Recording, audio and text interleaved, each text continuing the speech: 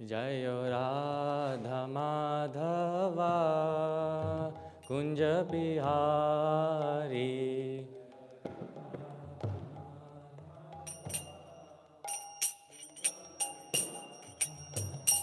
जय राधा माधवा कुंज बिहारी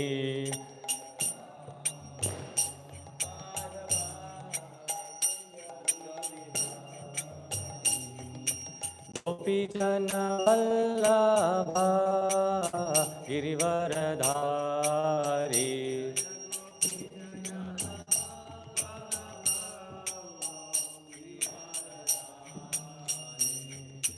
गोपी जन वल्लभा गिरिवरधारी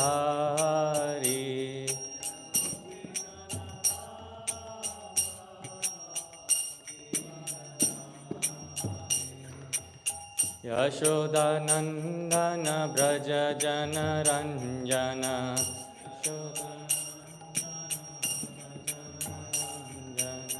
यशोदानंदन ब्रज जन रंजन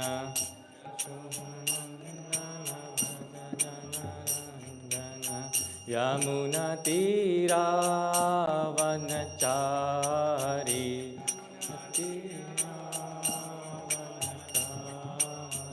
यमुना तीरावनचारी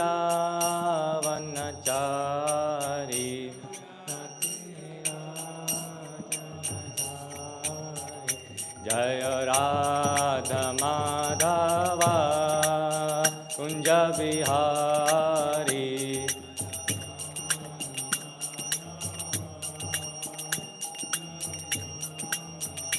जय राधा माधवा कुंज बिहारी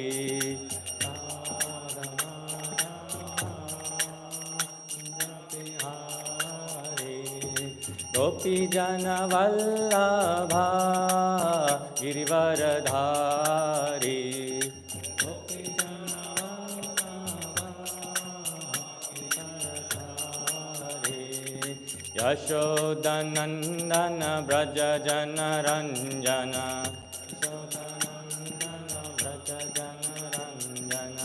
यशोदानंदन ब्रज जन रंजन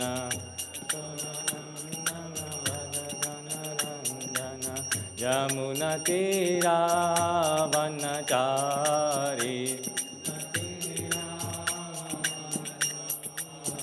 यमुना तीरावनचारी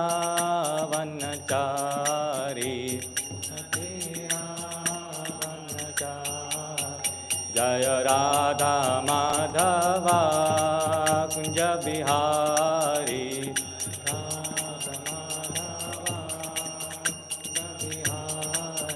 जय राधा माधवा कुंज बिहारी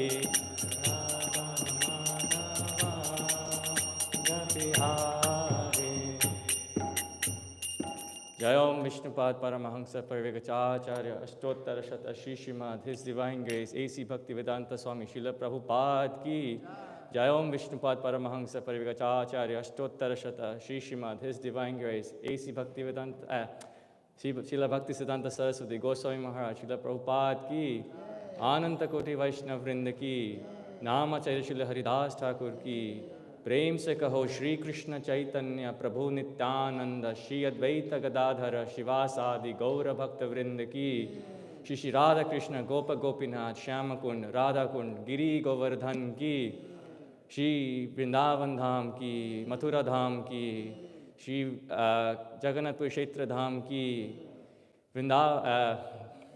मायापुर ऐसे गंगामय यमुनामय की तुलसी देवी भक्ति देवी की All glory to the assembled devotees. All glory to the assembled devotees. All glories, all glories, all glory to the assembled devotees. All glories to Shri Guru and Shri Gauranga.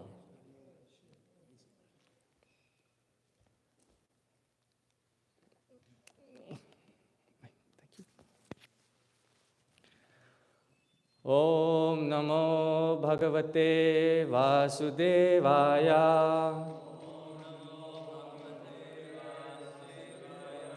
Om Namo Bhagavate Vasudevaya. Om Namo Bhagavate Vasudevaya. Vasudevaya. Narayanam Namaskrityam Narang Chaiva Narottamam Deving Saraswating Vyasam Tato Jayam Mudirayet Nashtaprayeshva Bhadreshu Nityam Bhagavat Sevaya Bhagavati Uttama Shloke Bhaktir Bhavati Naishtiki Krishnaya Vasudevaya Devaki Nandanaya Cha Nanda Gopa Kumaraya Govindai Namo Namaha Eti Changshakala Pungsa Krishnastu Bhagavan Swayam Indrarivakulang Lokam Mridayanti Yuge Yuge. So, welcome to today's Śrimad Bhāgavatam class. We'll be reciting from the 30th chapter of the 3rd canto. And, verses 4 and 5. I'll chant 4 and then we can do 5 together.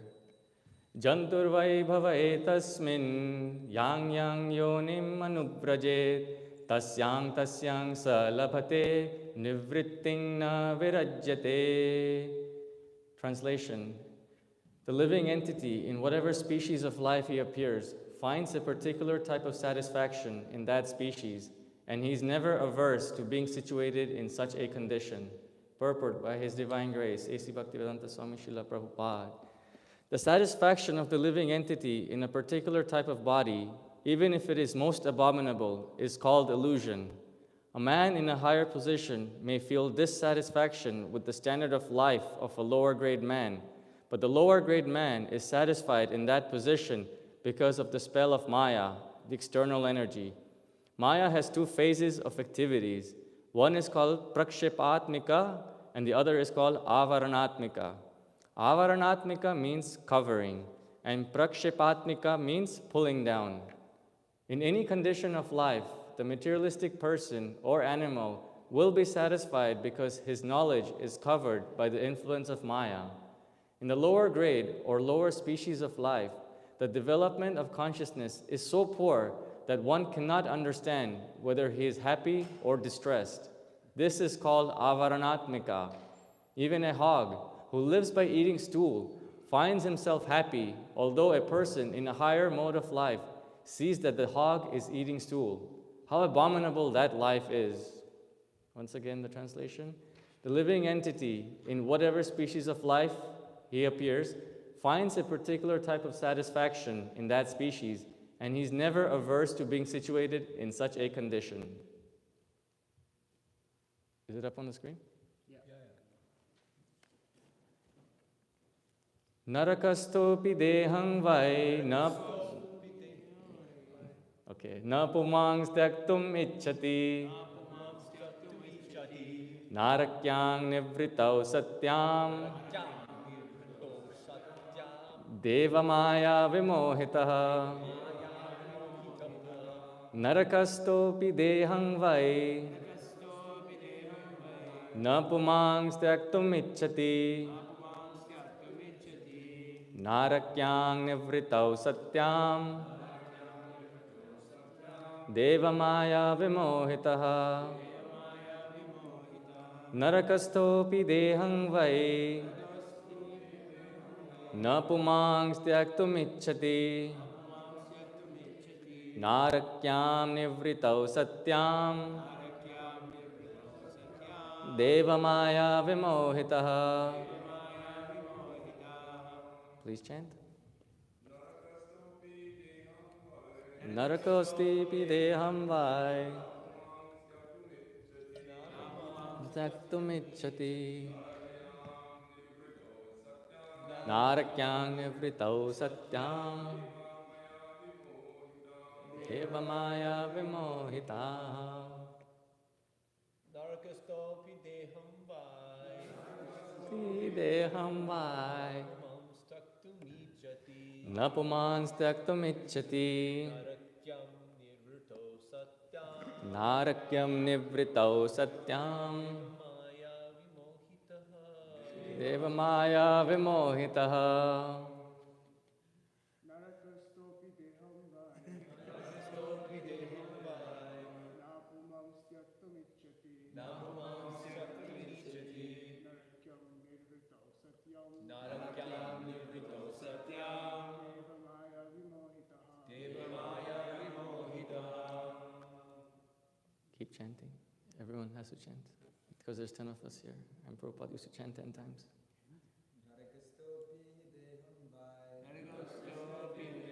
Bye.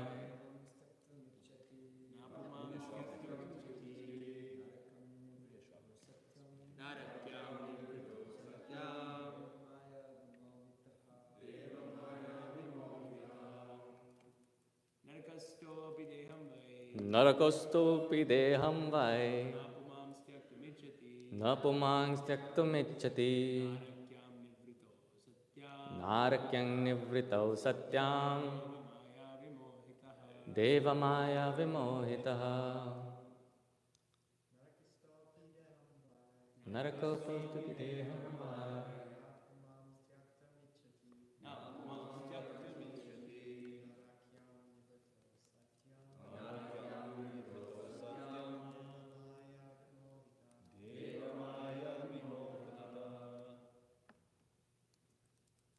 Everyone, keep going. Please.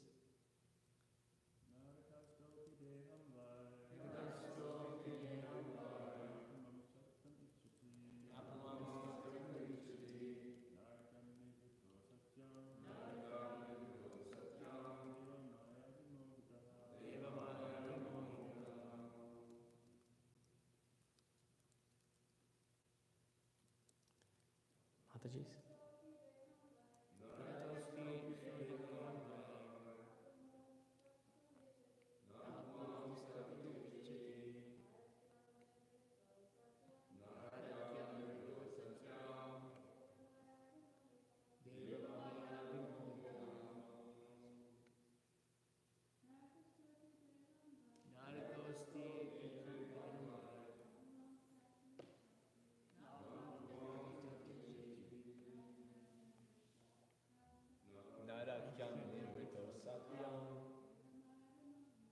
Devamaya vimohitaha.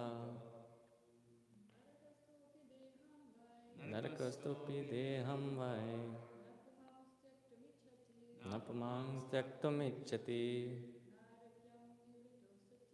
Narakyam nivritau satyam. Devamaya vimohitaha. Naraka, in hell. Sthaha, situated. Api, even. Deham, body. Vai, indeed. Na, not. Puman, person. Tyaktum, to leave. Ichchati, wishes. Narakyam, hellish. Nivritau, enjoyment. Satyam, when existing. Devamaya, by the illusory energy of Vishnu. Vimohitaha, deluded. Translation: the conditioned living entity is satisfied in his own particular species of life, while deluded by the covering influence of the illusory energy. He feels little inclined to cast off his body, even when in hell, for he takes delight in hellish enjoyment. Purport by His Divine Grace, Srila Prabhupada. It is said that once Indra, the king of heaven, was cursed by his spiritual master, Brihaspati, on account of his misbehavior, and he became a hog on this planet. After many days, when Brahma wanted to recall him to his heavenly kingdom, Indra, in the form of a hog, forgot everything of his royal position in the heavenly kingdom, and he refused to go back. This is the spell of Maya. Even Indra forgets his heavenly standard of life and is satisfied with the standard of a hog's life.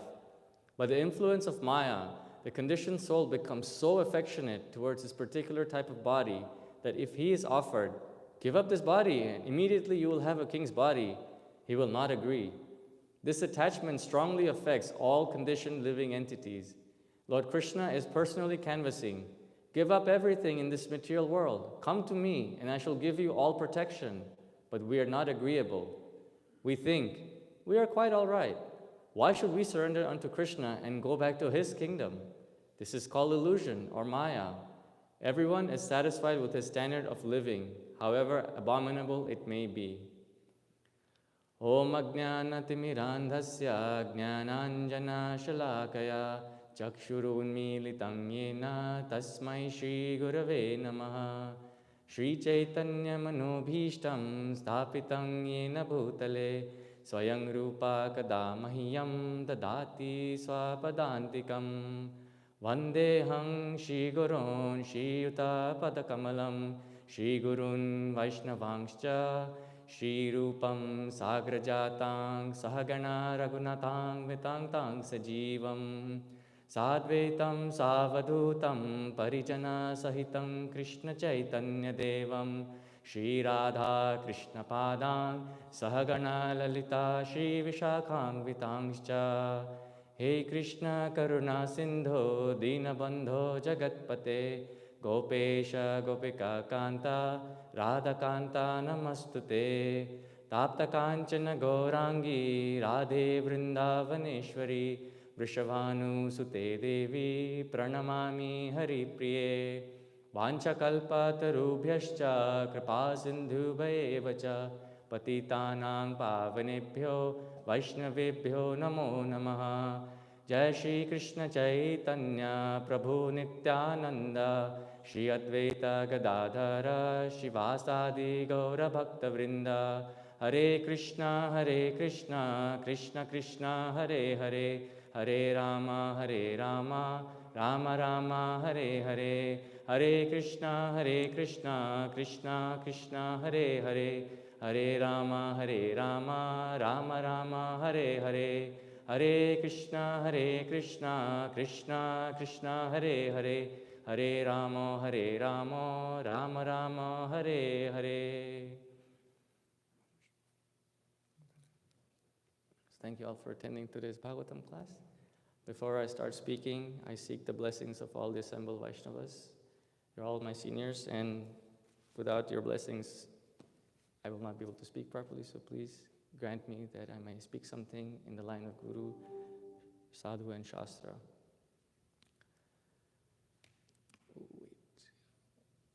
The conditioned living entity is satisfied in his own particular species of life, while deluded by the covering influence of the illusory energy. He feels little inclined to cast off his body, even when in hell, for he takes delight in hellish enjoyment.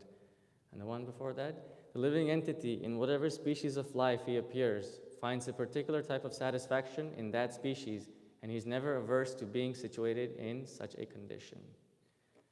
So in the Bhagavad Gita, in the 13th chapter, Krishna says, Purushaha prakriti stohi bhungte prakriti jan gunan karanang gunasangasya sadasad nyoni janmasu. He says that the living entity in the material world, in the material nature, thus follows the ways of life, enjoying the three modes of material nature. This is due to his association with that material nature, and in this process he meets both good and evil amongst various species. So the living entity's existence in the material nature and their adherence to the ways of life that is dictated by the three modes is what keeps the living entity's existence and perpetuates it over time, because the living entity is so strongly controlled by these three modes. And the more the living entity associates with a particular mode of nature, the more he acts according to the influence of that nature. And for example, someone in the mode of goodness, because he's attached or he's influenced by the mode of goodness, he engages himself in virtuous tasks, in more spiritual activities, he seeks knowledge, and he tries to understand his true nature. While someone in the mode of passion he pursues his material desires because of the influence of lust and envy and anger. And someone in the mode of ignorance, he's simply driven by delusion and engages in destructive behaviors, which causes his downfall and further entanglement into further lower species of life. And this encounter of the jiva, or the living entity, with good and bad, or good and evil, in the material nature is due to the temporary aspect of this material world. Nothing is absolute in this world. Everything is temporary. So for example, we have happiness and we have distress. We have prosperity, we have adversity. We have heat and we have cold. We have honor and dishonor. So the living entity, the soul, he's not affected by it, but because he's influenced by the modes of nature, he feels the effects of these dualities so very strongly. Of course, one who's situated in the mode of goodness will experience different levels of dualities, while someone situated in the lower modes will experience different levels of dualities. And this suffering or enjoyment just keeps the living entity entangled. And this is what these two verses in the Śrimad Bhāgavatam are talking about, which we're discussing today. So the essence of these two verses is that our satisfaction in this material world is simply due to illusion. It's not because because we're doing something that is going to make us happy. It's simply an illusion. We cannot possibly make ourselves happy. There is no way. It's not possible. But it's all an illusion. And we see that despite adverse circumstances, despite people living in the slums, people living in small apartments in New York City, they claim to be happy. They claim that their lives are wonderful. Of course, over time, they come to realization that, my life isn't that great after all. But because they're so far away from their spiritual practices, they're from their true spiritual identity, they're blinded by this grip of material nature. And because they don't know how to get out of it, their existence in this material world is simply extended and extended and extended to millions and millions of births.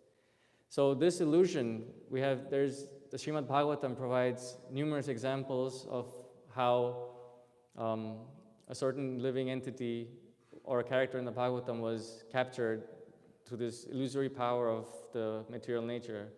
And one powerful example is Ajamil.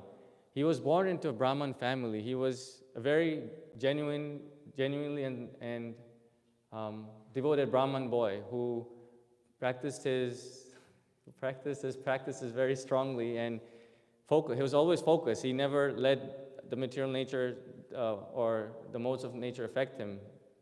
But one day he happened to see a lower class lady, a prostitute, hugging another man of a lower caste, of a lower class, and he had the option of turning away and going back, but because he'd never seen such a thing before, curiosity got to him. He decided, let me see what happens, and that got to him, and immediately his fall down started. He developed this attachment towards this lady, and he kept contemplating on her and how to meet her, how to get to know her better, and then he gave up his family life, he gave up his devoted and chaste wife. He had 4 kids. He had many kids. I don't exactly know how many at that point, but he gave all of that up and then went and associated with this prostitute, and thus began his downfall of his spiritual life. And he started to commit sinful activities. He started stealing, he started robbing, all of this simply to support himself and sustain his family. So it just shows that this illusion that Maya creates, it makes us do so many things simply to give us that little satisfaction that we're so yearning for. In the same way, we have another example that Prabhupada talks about in this purport of the 5th verse, where Lord Indra, because he insulted his spiritual master, Brihaspati decided to teach Indra a lesson and correct him by transforming him into a hog. in the earthly planet. He came down from the heavenly planets to the earthly planet and was living the life of a hog with his wife and many hoglets or piglets. And he was extremely happy. He was eating stool, he was living in the gutters, he was making all these weird noises, typical to that of a lower species animal. And when Lord Brahma, he felt sad that poor Indra is suffering, let me go help him. So when Lord Brahma came and told him, give up your nonsense, give up this life and then come back to your celestial abode, Hog Indra said, no, I'm okay. I actually like it here. I'm enjoying this very much. And no matter what Lord Brahma said, he did not give up his hog life and he continued. So Maya is so strong that even celestial beings of higher understanding, of higher intelligence, of higher spiritual potency, even they're affected by her power. And so like this, Maya keeps her grip over all living entities at all times. And another point we can see from these two verses is that the comparison of perspectives, how the species who are in higher consciousness, like human beings, we come in 400,000 different forms. Out of those 400,000 species of human beings, the highest level of human beings, you can see that they don't get satisfaction from committing or living a life of the lower species or people who live their lives in the lower conditions. But the people or the human beings who are affected by the lower modes of nature, they seem very content in their life. Like for example, we can see in third world countries like Brazil, or second world countries like Brazil and India, in the favelas and in the slums of India, whatever these people are doing in the slum areas, they think that their life is great. But someone who's of a middle class or of a higher class, when they see these people living in their slums, they automatically develop a distaste or a sort of like kind of, how do I say it? Dissatisfaction with that living conditions. They can't seem to accept how these people could be living in those conditions. But these people who are in these conditions, for them it's normal and they don't see any problem with it. Same way we can see animals like hog, for example. It's pretty much perfectly happy living in the gutters, whereas a swan you'll never see a swan in a dirty place. It always lives in the calmest of the lakes and ponds and only eats there's a certain kind of grass that the swans like to chew on, and that's what they eat. They don't go around eating seeds from the ground and whatever garbage else is found on the ground. So we can see that people who are influenced by the lower modes, they're unable to recognize their true spiritual identity because Maya's influence pushes them down lower and lower into those lower modes. And the Bhāgavatam has two such examples, which one of them is King Puranjana. Puranjana, it's an allegorical story, of course, where this king who is living in a prosperous kingdom, has a wonderful wife, has many, many kids. He, due to his attachment to his wife, family, home, society, everything, he gets attached and attached and attached. And over time, he loses his focus from his true spiritual activities. And he perpetuates his life and does various things. And eventually, he finds nothing but sadness because of this attachment. And then we can see that this example teaches us that Maya has the ability to distort reality. Not only does she distort this reality, she increases the duration of how long this distorted reality lasts. And under this influence, we think that our life is wonderful. And then Maya, like Prabhupada says in the purport, she performs in a dual facet of functioning. First one, what she does is she uses her avarnatmika shakti and covers one's true knowledge. So this makes like Natapur Prabhu's head is covered right now, like that. the living entity forgets who he is. He has no idea that he's a spirit soul, that he's part and parcel of Krishna, that he's 100% pure. And there's nothing that in this material world that can make him happy, but he forgets because of this avarnatmika shakti. And then there's a prakshepatmika shakti, which pulls down the consciousness of this entity. First he gets covered, and then he gets dragged down by this second shakti.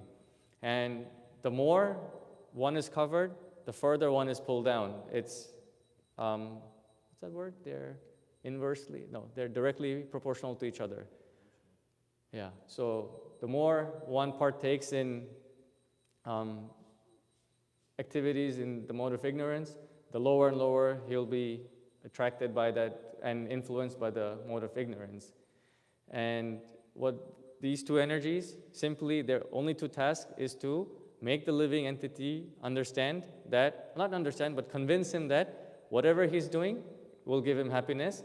And if he just keeps doing it for a little longer, and a little longer, that happiness will come.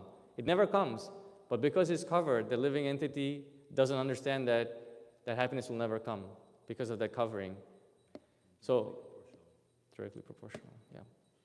So Indra, for example, because he was a hog because of his punishment, he was happy. And the more he took part in his hog activities, the more he remained a hog, and the more difficult it became for him to understand his duty as the king of the demigods.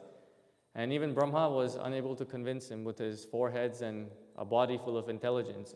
Brahma's body is made out of complete intelligence, and still he wasn't able to convince Lord Indra. So even the intelligence of the most powerful living entity in the material world, even his intelligence fails to convince one in the lower modes that this is not their condition.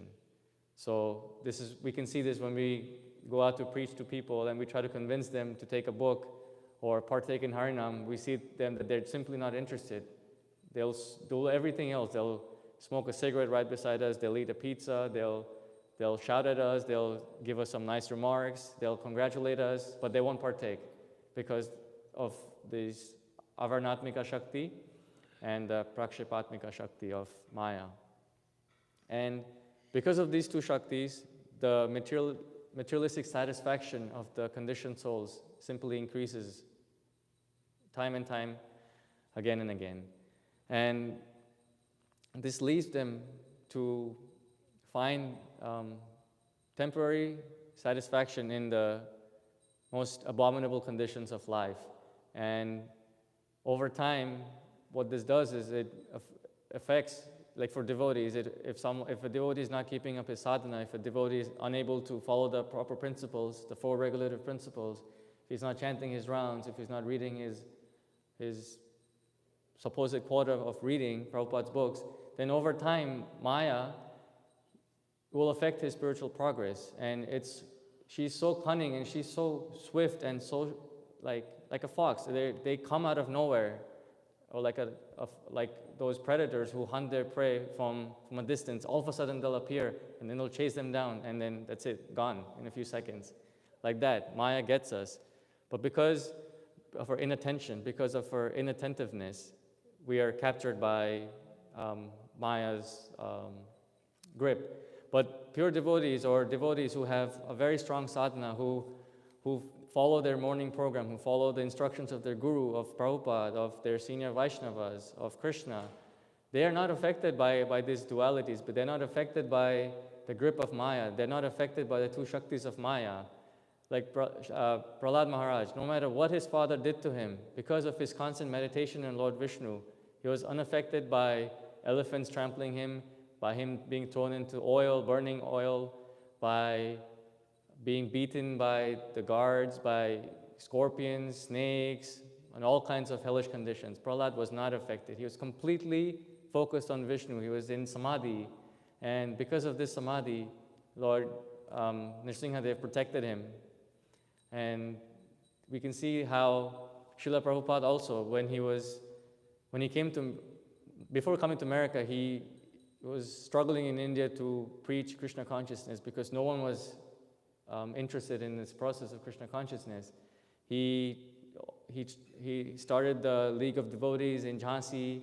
That failed, but that never deterred Srila Prabhupada. He always kept trying.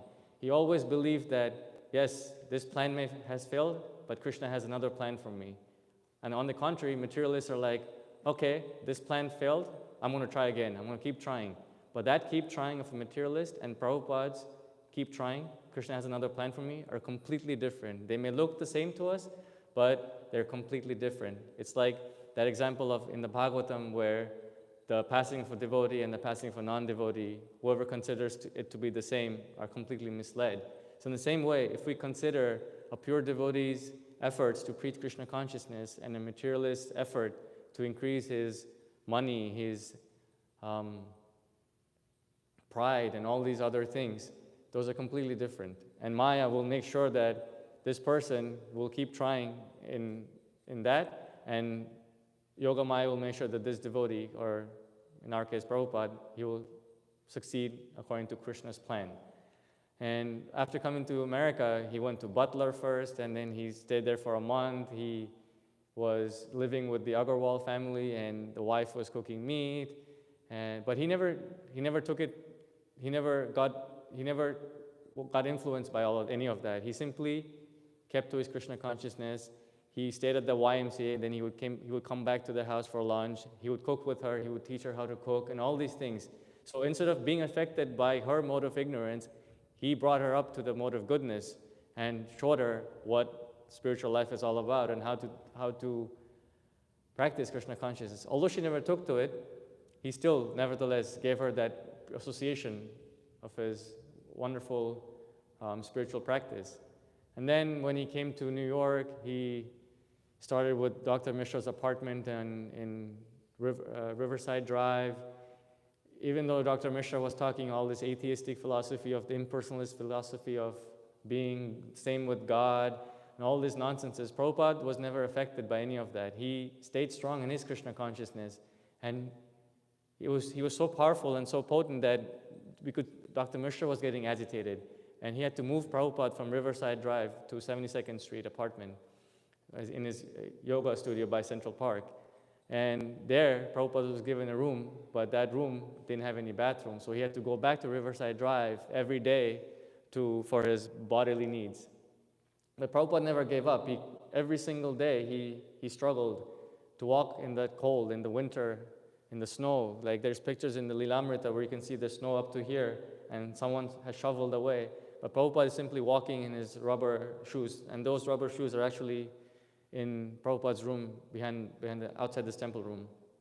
So Prabhupada never gave up. And just like Prahlad Maharaj, because of his samadhi, a constant focus at the lotus feet of Govinda, he was able to surpass all of Maya's attacks, all of these both Shaktis of Maya, the Avarnatmika Shakti and the Prakshipatmika Shakti. And he was able to, finally, he made his way to Bowery, and he was able to start movement. He was able to initiate his first 11 disciples, and then the next one were the next 5. And like that, he finally started ISKCON, and then look at us now. We're here. We're going out every day. Ramar Prabhu and his team, they go out on Harinam every single day and try to do what Prabhupada did all by himself. But it's a struggle because Maya is so strong that she's keeping all these other living entities under her grip, and then she's making our job difficult, but at the same time, that's what we're supposed to do. We're supposed to try and fight Maya. Because Prabhupada said that we are supposed to declare a war against Maya, and that's what we're doing on a daily basis. And if you don't declare that war on Maya, then we'll be succumb to her. Allies of Maya. Huh? If we don't declare war on Maya, then we're allies of Maya, exactly. So this attachment of this conditioned soul to material life, to material existence, needs to be cut. And it needs to be cut because it's nothing but illusion. Maya will simply entangle the living entity time and time again, and she will make it reluctant, and she'll make the living entity reluctant to take part in spiritual progress. She will increase the duration of existence of the living entity in this world to 8,400,000 species of life. And no matter what this living entity does, unless and until he comes to Krishna consciousness or he takes his first step to Krishna consciousness, he will forever be bound. And Maya's influence is not a joke. Like Prabhupada told his Western disciples, you guys don't take Maya seriously enough. And it's true, we don't. We always think, oh, it's okay, Krishna will protect us. We can become a little slack here and there. We can go and have food at a restaurant. We can go to this donut place, that plant place, all these things. But that's how it starts. That's the little gateway that Maya is providing us, that little window for us to jump out of and seek that enjoyment. Because we're unable to find that in our process of that Prabhupada's laid out for us. There's so much to do, but we're so busy looking for that extra enjoyment outside that we're not happy, not entirely happy. But once we take this process seriously, we see that they're completely engaged. They're at all circumstances, their faith in Krishna and the faith in this process is unflinching, and they're able to they're able to preach this process of Krishna consciousness to others because they're so firmly established in this process themselves. So that basically summarizes these two verses. It's very straightforward. I don't need to go into any details, quote big verses. It's simple. If we don't keep our sadhana strong, we'll be affected by Maya at any time. And she's always looking to attack us, so we should all be alert at all times. We should be alert in our practice, we should be alert in our dealings with other Vaishnavas and other non-Vaishnavas. We should never take dealings with them to heart, or we should invest our heart into those dealings. Rather, we should take that time to invest in relationships with Vaishnavas and foster this community that we live in. ISKCON NYC is a wonderful place. It's a vibrant place, as we saw yesterday at the Ram Navami festival. This temple room was packed. The lotus room downstairs was packed. They came for the Tuesday program.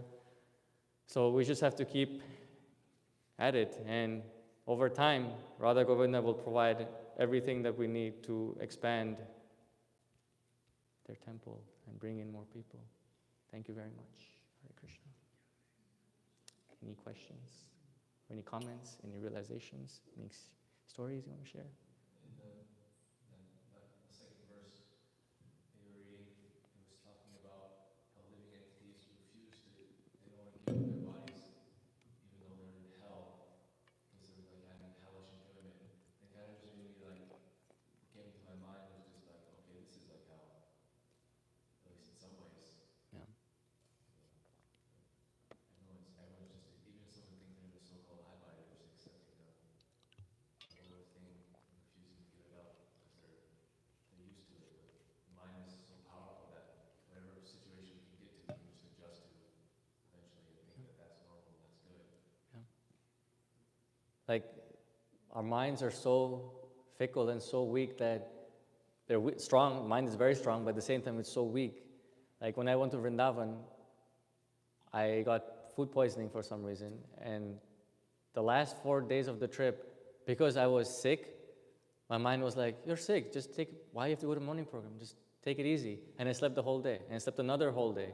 And then the third day, I was like, yeah, I should take it easy. Let me just go to just Guru Puja today and take it from there. And then the next day, it was like, why go to Guru Puja? Why don't you just join the devotees for breakfast at 9 o'clock? Why even go to the morning program? So how the trip ended. It was very nice in the beginning, and due to one small sickness, it just went down. And then I didn't attend Mangalarti to my last day in Vrindavan. And then on that whole day, it was just such a horrible day. The taxi driver was late. He was giving me attitude because I had 2 suitcases and not one, as if that's his business to tell me how many suitcases to have. 2 suitcases. Yeah, and I told him it's not even for me, it's for the temple, it's for the deities. And he was like, yeah, mere gaadi mein mat rakho, don't put it in my car, find another place to put it. I was like, it was the worst driver I've ever had. And then when I got to Delhi, I arrived at 7 p.m., but for some reason we had dinner late that night, and again it started, going to bed late, waking up late, chanting late, everything late, to the point where I got food poisoning again 3 days later in Delhi. So Because of that one thing, one small slip, whole week and a half was ruined. And Maya caught me. And then finally I came back to New York and I was saved. Because of the association of wonderful Vaishnavas and Radha Govinda, of course. Morning program is there. I have no choice but to attend. I have to attend. And everything's back in track. Of course, I haven't perfected anything, that's not what I'm saying, but at least I'm back on track. I fell off the track, but now I'm back on track. So the mind, we really have to beat it. Bhaktisiddhanta Saraswati says that you have to hit it with shoes at night and then broom in the morning. But I feel like that's not enough. You have to hit it more with heavier things. Yeah, until it breaks. And again, do it in the morning. Anything else? Yes, Jai Gaur Prabhu.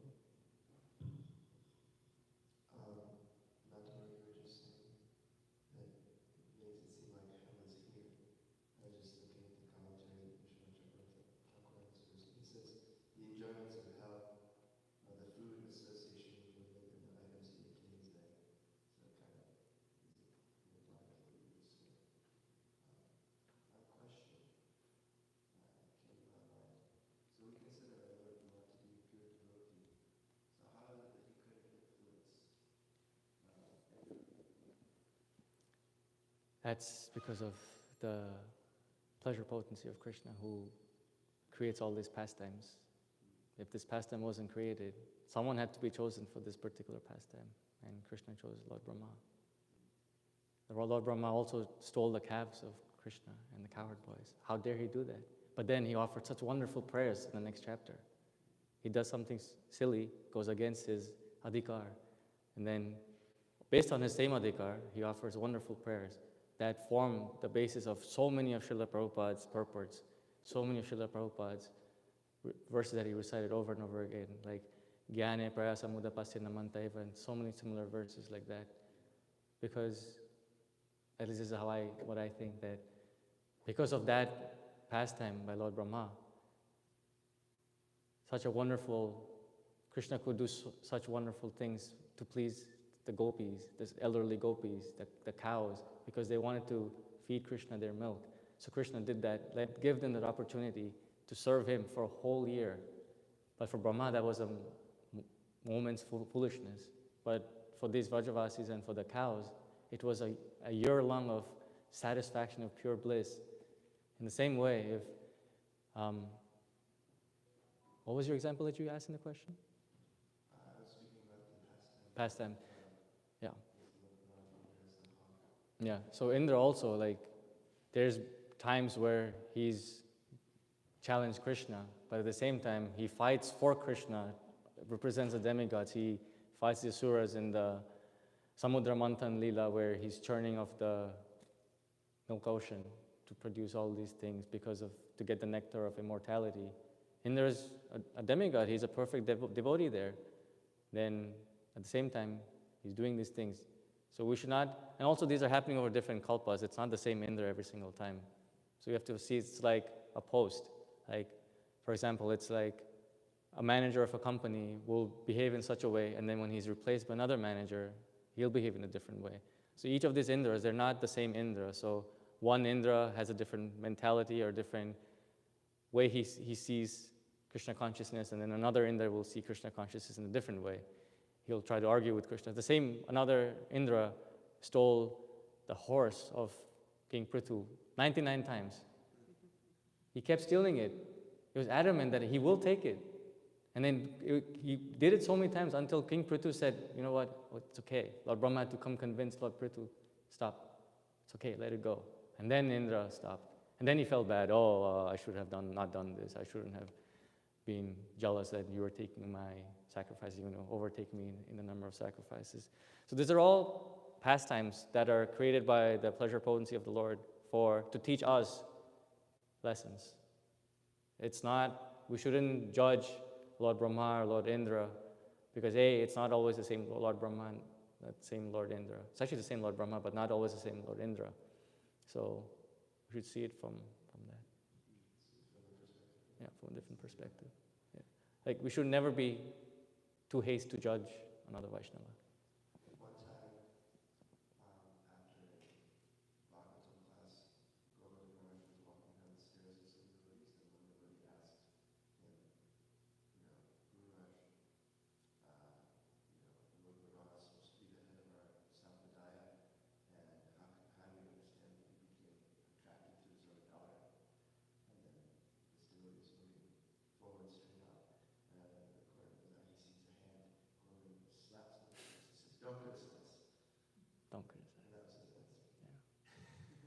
emphasize. I was also thinking in the Lila too, kind of, Lord Brahma had to inflict misery on Indra in order for him to finally, understand what he was doing, where he had to kill his piglets and his pig wife. It's kind of the same thing that goes on in the material world. I was reading Dr. Thakur was saying, that the misery of the material world ultimately leads to the highest spiritual satisfaction, because it's set up in such a way that people will suffer and then contemplate why they're suffering, and if they're fortunate they'll contact saintly people and start the process of self-realization. So he was saying, like, just like gold is beaten into shape, heated up and beaten into shape, like the living entity is placed on the anvil of material life and beaten with various miseries in order to reshape into a proper being. And that's the whole purpose of the material world. It's to create that temporary place of happiness, so-called happiness, that we chase that happiness. We're running, but it's never there. And we're constantly hit by a slap of this, a slap of misery, a slap of unhappiness, a slap of hatred, a slap of envy, jealousy, all these things, just to bring us to the point of, at least in renunciation in one way. Like, I'm over this, I need to get out of this. For us to understand that there is something higher. Exhaustion, yeah, better word, exhaustion. To make us realize that this isn't life, this cannot possibly be life. I'm doing the same thing every day, but the happiness is not coming, and I'm still running after the same happiness, so it's just a cycle. Unless we know how to get out of it, it's impossible. Like yesterday, after yesterday's class, we were speaking with the guests, and they had the same realization that you were there. Like, no matter what we were talking about what we used to do in our previous lives. I mean, not previous life, but prior to coming to Krishna consciousness. All the abominable activities that we did, and we both had the same realization that there was no satisfaction that was long-lasting. It just came to an end after a few minutes, a few hours. Drinking led to hangovers, and then you waste a whole 2 days, and then again you do the same thing, and again it's a cycle. But this process of bhakti, it may be difficult in the beginning, like Krishna says in the Bhagavad Gita, things that give you pain and misery in the beginning, but happiness at the end. Those are things, austerities in the mode of goodness. So this austerity of Krishna consciousness is so that it's a little painful in the beginning, but if you just keep at it, the bliss will come in the end, which you guys feel every day at Harinam, I'm sure. It's so difficult to just get out there, but once you're there, it comes. But just to get yourself out there, like push the cart, get out on time, have lunch, figure out who's going to bring lunch, who's going to cook lunch, who's going to make it to Harinam. But once you guys are there, after like an hour, it's all good. It's all great. And you guys are spreading that joy of Krishna consciousness to others. And that's what will bring people to Krishna consciousness. Because if they see that you have this ball of, again, we were talking about this yesterday. If you have this ball of happiness, this is my ball of happiness called Krishna consciousness. I see Krishna consciousness like this, and I just want to share it with you. Instead of me saying, this is Krishna consciousness, this is how I see it, I want you to see it in the same way. No, this is my version, I want to share it with you. Please join me. That's a nicer way of inviting people to partake in our Harinam, in our preaching efforts. So, yeah, just keep at it. Anything else? Ryan Prabhu?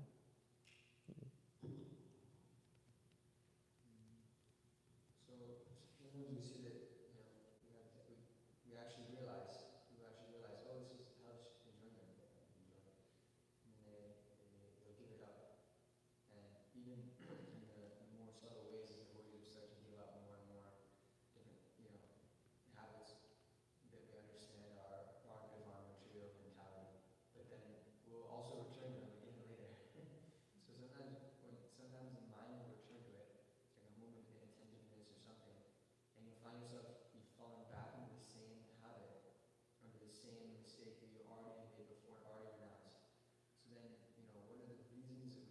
why do we do that? You know, is it, trying to understand, is it because of some kind of offense?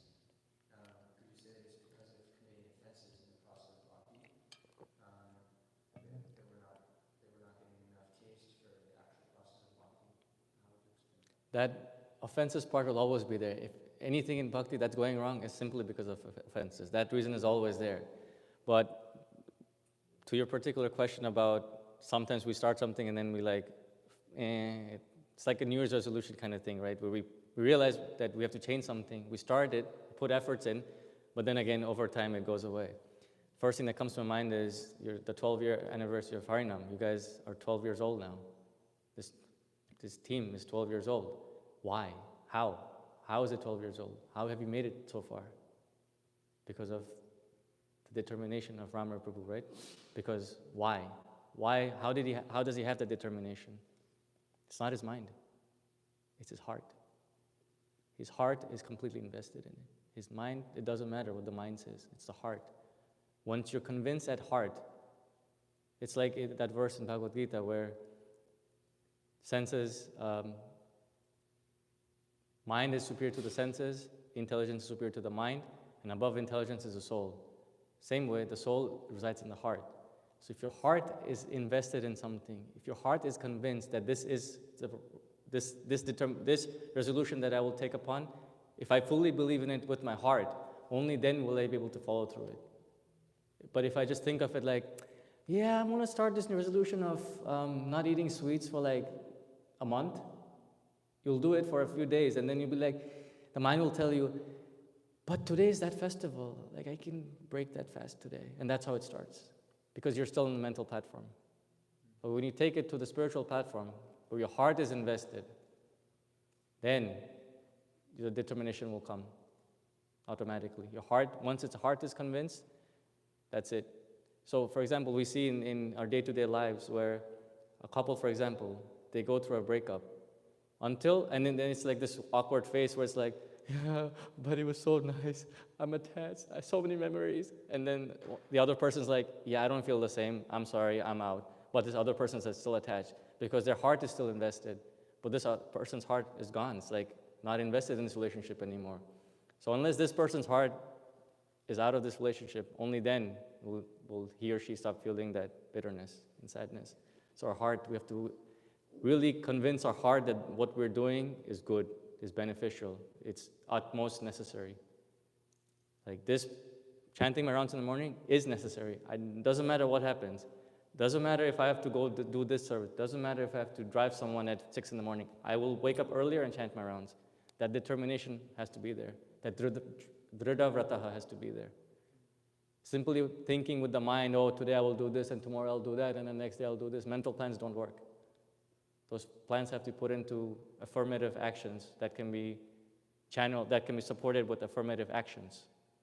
Action has to be there, and the action can only work if the heart is invested. And telling yourself, oh, I'll see what I feel like tomorrow, doesn't work. And this is what Shruva Vilas Prabhu writes in his, when he was here, he had this book, Mastering, I forgot the name of the book. It was that white book with the orange sticker on it. This is what he talks about. The strength of the heart, the conviction of the heart. Hanuman, why was he able to leap over Lanka? Over Indian Ocean to get to Lanka? He didn't even know that he had these powers. Jamba wanted to remind him, you have these powers, only you can do it. Before that, Hanuman was just a regular monkey. He wasn't displaying his full potencies. Only when Jambavan told him, you got this, you are the one who can do it, you have that capacity. And then remembrance kicked in. Oh yeah, I am Lord Ram's eternal servant. I can do this. Then came everything. Because he believed in his heart that, yes, he's a servant, and this is what my duty is. Just an example, because it kind of also means that, on our own we cannot crack into that sincerity, but only we seem to be able to get it from some other devotee. Yeah. That's why Guru has to give us empowerment. What does that mean? The Guru empowers us, is that we can't actually properly connect with our heart in any sincere kind of way. But then when we meet someone who has, and they can give us that, some of that shakti, that ability to connect, and then we can also hold on to their instructions, learn that relationship. Is Because when you meet a pure devotee, that Krishna Katha that they're speaking, it's like those particles of Krishna Katha are going and residing in your heart. Until they go into your heart, that transformation doesn't work, doesn't happen. That's why you have to come with an open heart. If it just stays in this area, nothing will happen there. Because the mind is not even like telling you, ooh, outside is better. It's hot outside, let's go. Why should I listen to this person talk about Krishna Katha? But when you open your heart and you accept that those pure words of the pure devotee or senior devotee or whoever you look up to, then when that Krishna will go and place his lotus feet in your heart, and only then will you be empowered. That's how empowerment works. It's not a, psst, you're empowered now. You have to be open to empowerment. Otherwise, empowerment doesn't work. Okay, I think we can stop. Unless there's a dying question that needs to be asked. All good? Okay. I'm supposed to say something. I forgot what I'm supposed to say. Granthara Śrimad Bhāgavatam ki jai. Samveta Bhakta Vrinda ki jai. All glory to Srila Prabhupada. Please press X so I can get off.